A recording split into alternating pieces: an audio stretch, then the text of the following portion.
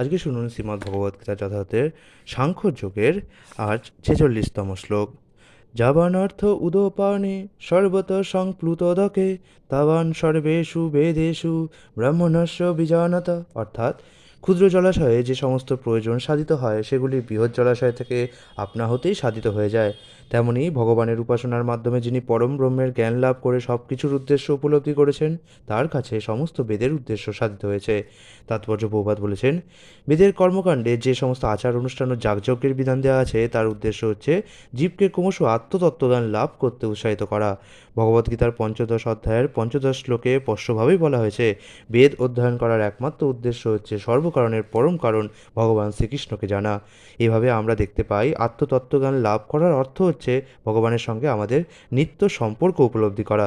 ভগবদ্গীতার ৫ম অধ্যায়ে ভগবানের সঙ্গে জীবের সম্পর্কের ব্যাখ্যা করে বলা হয়েছে, জীব হচ্ছে ভগবান শ্রীকৃষ্ণের অবিচ্ছেদ্য অংশ। তাই জীবের একমাত্র কর্তব্য হচ্ছে ভগবানের সেবা করা, তার অন্তরে শাশ্বত কৃষ্ণ ভাবনা জাগিয়ে তোলা। এটিই হচ্ছে বৈদিক জ্ঞানের চরম সত্য।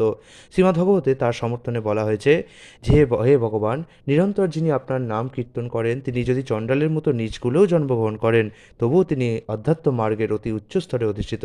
এই প্রকার মানুষ বৈদিক শাস্ত্রের নির্দেশ অনুসারে বহু তপশ্চর্যা করেছেন এবং সমস্ত পুণ্যতীর্থে বহু স্নান করে তিনি বহুবার বেদ অধ্যয়ন করেছেন।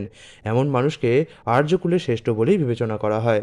সুতরাং বেদ থেকে আমরা বুঝতে পারি, যাগযজ্ঞ ও আচার অনুষ্ঠান করে স্বর্গলোকে উন্নততর ইন্দ্রিয় সুখ ভোগ করার শিক্ষা বৈদিক শাস্ত্র আমাদের দিচ্ছে না।